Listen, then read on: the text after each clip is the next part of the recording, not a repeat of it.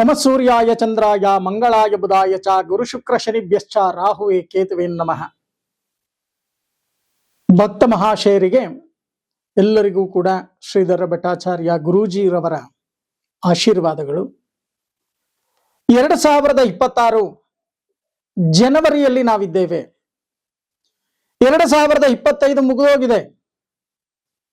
2025ರಲ್ಲಿ ಮಾಸ ಭವಿಷ್ಯ ಬರಲಿಲ್ಲ ಅಂತ ಹೇಳಿ ಬಹಳಷ್ಟು ಜನ ಆಕಾಂಕ್ಷೆಗಳನ್ನ ಇಟ್ಕೊಂಡಿದ್ರಿ. ಆದರೆ ವರ್ಷ ಭವಿಷ್ಯದ ಕಡೆ ಗಮನವನ್ನ ಹರಿಸ್ಲಿಕ್ಕೋಸ್ಕರ ಮಾಸ ಭವಿಷ್ಯವನ್ನ ನಾವು ಮಾಡೋಕ್ಕಾಗಲಿಲ್ಲ. ಹಾಗಾಗಿ ಈ ಜನವರಿ ಮಾಸದಲ್ಲಿ 12 ರಾಶಿಗಳ ಗೋಚಾರ ಫಲ ಹೇಗಿದೆ, 12 ರಾಶಿಯವರ ಫಲ ಹೇಗಿದೆ ಅನ್ನೋದ್ರ ಬಗ್ಗೆ ನಾವು ನೋಡ್ಲಿಕ್ಕೆ ಹೊರಟಾಗ, ಇನ್ನು ಸಿಂಹರಾಶಿ, ಈ ಸಿಂಹರಾಶಿಯವರಿಗೆ ಈ ಜನವರಿ ತಿಂಗಳಲ್ಲಿ ಏನಪ್ಪಾ ಆಗತ್ತೆ, ಮುಖ್ಯವಾಗಿ ನೀವು ಕೋಪವನ್ನ ಕಂಟ್ರೋಲ್ ಮಾಡ್ಕೋಬೇಕು. ಶರೀರದ ನಿಯಂತ್ರಣವನ್ನ ಕಳ್ಕೊಳ್ತಕ್ಕಂತ ಒಂದು ಮಾಸವಾಗತ್ತೆ. ಯಾಕೆ ಅಂತ ಅಂದ್ರೆ ರವಿ ಮಕರ ರಾಶಿಗೆ ದೃಷ್ಟಿಯನ್ನ ಹಾಕಿ ಪ್ರವೇಶವನ್ನ ಮಾಡ್ತಕ್ಕಂತ ಒಂದು ಮಾಸ ಜನವರಿ ಮಾಸ. ಮಕರ ಸಂಕ್ರಮಣ ಅಂತಕ್ಕಂಥದ್ದು ಬರುತ್ತೆ.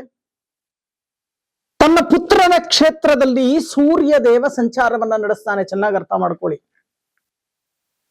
ಚೆನ್ನಾಗಿರೋರು ಕೂಡ ಆಲೋಚನೆಗೆ ಹೋಗ್ತಕ್ಕಂಥದ್ದು, ಮನಕ್ಲೇಶ ಅಂತಕ್ಕಂಥದ್ದು, ಮನೋವ್ಯತೆ ಅಂತಕ್ಕಂಥದ್ದು, ಆರ್ಥಿಕ ಪರಿಸ್ಥಿತಿ ಬಿಕ್ಕಟ್ಟಾಗ್ತಕ್ಕಂಥದ್ದು, ಅಥವಾ ಎಲ್ಲೋ ಒಂದು ಕಡೆ ಇರ್ತಕ್ಕಂಥ ರೆಸ್ಪೆಕ್ಟ್ ಕಮ್ಮಿ ಆಗ್ತಕ್ಕಂಥದ್ದು, ಹೆಚ್ಚು ಪರಿಶ್ರಮವನ್ನು ಪಡ್ಲಿಕ್ಕೆ ಮುಂದಾಗ್ತೀರಾ. ಆದರೆ ಆರೋಗ್ಯದಲ್ಲಿ ವ್ಯತ್ಯಾಸಗಳಾಗ್ತಕ್ಕಂಥ ಸಾಧ್ಯತೆಗಳಿದೆ. ಈ ಒಂದು ಮಾಸದಲ್ಲಿ ಸಿಂಹರಾಶಿಯವರಿಗೆ ಎಚ್ಚರಿಕೆಯಿಂದ ಮಾಸವನ್ನ ಕಳೀಲೇಬೇಕಾಗತ್ತೆ. ಯಾಕೆ ಅಂತ ಅಂದ್ರೆ ಶನಿ ಕ್ಷೇತ್ರಕ್ಕೆ ಸೂರ್ಯ ಅಂತಕ್ಕಂಥವರು ಹೋಗ್ತಾರೆ. ಶತ್ರು ಕ್ಷೇತ್ರಕ್ಕೆ ನಿಮಗೆ ರಾಶ್ಯಾಧಿಪತಿ ರವಿ ಸೂರ್ಯ. ಆ ಸೂರ್ಯ ಶನಿಯ ಕ್ಷೇತ್ರಕ್ಕೆ ಹೋದಾಗ ಸ್ವಲ್ಪ ಸಮಸ್ಯೆಗಳನ್ನ ನೀವು ಅನುಭವಿಸಲೇಬೇಕಾಗತ್ತೆ.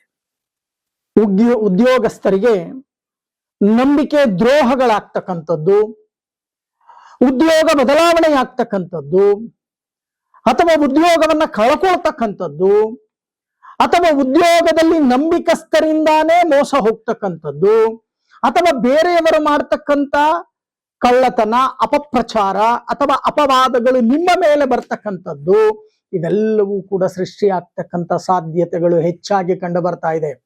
ಎಚ್ಚರಿಕೆಯನ್ನು ವಹಿಸಿ. ಶತ್ರು ಬಾಧೆ ಅಂತ ಹೇಳ್ತೀವಿ ನಾವು. ಶತ್ರು ಬಾಧೆಯಲ್ಲಿ 4 ಭಾಗ ಮಾಡ್ತೀವಿ: ಹಿತಶತ್ರು, ಅಹಿತಶತ್ರು, ಕ್ರೂರ ಶತ್ರು, ನೀಚ ಶತ್ರು. ಹಿತಶತ್ರುವಿನ ಬಾಧೆ ಹೆಚ್ಚಾಗ್ತಕ್ಕಂಥದ್ದು. ನಿಮ್ಮ ಜೊತೆಯಲ್ಲೇ ಕೆಲಸ ಮಾಡ್ತಕ್ಕಂಥವರು ಮುಂದೆ ನಿಮಗೆ ತುಂಬಾ ಚೆನ್ನಾಗಿರ್ತಾರೆ, ಆದರೆ ಹಿಂದೆ ಎರಡನ್ನ ಬಗಿತಕ್ಕಂಥ ಸಾಧ್ಯತೆಗಳು ಹೆಚ್ಚಾಗಿ ಕಂಡು ಬರ್ತಾ ಇದೆ. ಎಲ್ಲೋ ಒಂದು ಕಡೆ ಅವರು ಮಾಡ್ತಕ್ಕಂಥ ಷಡ್ಯಂತ್ರಕ್ಕೆ ನೀವು ಬೀಳಬೇಕಾಗತ್ತೆ. ಎಚ್ಚರಿಕೆಯನ್ನ ವಹಿಸ್ತಕ್ಕಂಥ ಕೆಲಸವನ್ನ ಮಾಡಿ. ಇನ್ನು ಈ ಒಂದು ವಾಹನ ಚಾಲನೆಯ ವಿಚಾರ, ಈ ವಾಹನ ಚಾಲನೆಯ ವಿಚಾರದಲ್ಲಿ ನಾನಾ ರೀತಿಯ ಸಮಸ್ಯೆಗಳು ಅಂತಕ್ಕಂಥದ್ದು ನಿಮಗಾಗ್ತಕ್ಕಂಥ ಸಾಧ್ಯತೆಗಳಿದೆ. ಚಂಚಲತೆ, ಮನಸ್ಸನ್ನ ಕೆಡಿಸ್ಕೊಂಡ್ಬಿಡ್ತೀರಾ. ಮಾತಿನ ಮೇಲೆ ನಿಗವನ್ನ ಇಟ್ಟು ಮಾತನಾಡೋಕ್ಕಾಗಲ್ಲ. ನೀವೇನು ಮಾತಾಡ್ತಾ ಇದ್ದೀರಿ ಅನ್ನೋದು ನಿಮಗೆ ಅರ್ಥ ಆಗಲ್ಲ. ಇಂಥ ಒಂದು ಪರಿಸ್ಥಿತಿ ತೂಕವಾಗಿ ಮಾತನಾಡ್ತಕ್ಕಂಥ ಕೆಲಸವನ್ನು ಮಾಡಿ. ನೀವಾಡುವ ಮಾತಿನಿಂದ ಅನರ್ಥಗಳಾಗ್ತಕ್ಕಂಥ ಸಾಧ್ಯತೆಗಳಿದೆ. ಶತ್ರುಗಳು ಉತ್ಪತ್ತಿ ಆಗ್ತಕ್ಕಂಥ ಸಾಧ್ಯತೆಗಳಿದೆ. ಆ ಶತ್ರುಗಳು ಮಾಡ್ತಕ್ಕಂಥ ಷಡ್ಯಂತ್ರಕ್ಕೆ ಬೀಳ್ತಕ್ಕಂಥ ಸಾಧ್ಯತೆಗಳು ಕೂಡ ಹೆಚ್ಚಾಗಿ ಕಂಡು ಬರ್ತಾ ಇದೆ. ಇನ್ನು ಆರ್ಥಿಕ ಪರಿಸ್ಥಿತಿ ಏನಪ್ಪ? ಈ ಆರ್ಥಿಕ ಪರಿಸ್ಥಿತಿಯನ್ನ ನಾವು ನೋಡಿದಾಗ, ಆರ್ಥಿಕ ಪರಿಸ್ಥಿತಿ ಅದರಲ್ಲಿ ಬಹಳಷ್ಟು ಈಗಾಗಲೇ ಸಾಲಗಳನ್ನ ಮಾಡ್ಕೊಂಡಿದ್ದೀರಾ. ಸಾಲಕ್ಕೆ ಬಡ್ಡಿಯನ್ನ ಕಟ್ಕೊಳ್ತಕ್ಕಂಥದ್ದೇ ನಿಮಗೆ, ಅದು ಯಾವುದೇ ಬ್ಯಾಂಕ್ ಆಗಿರಬಹುದು, ಬಡ್ಡಿಯನ್ನ ಕಟ್ಟೋದೇ ದೊಡ್ಡ ಕೆಲಸ ಅಂತಕ್ಕಂಥದ್ದಾಗತ್ತೆ ಒಂದು.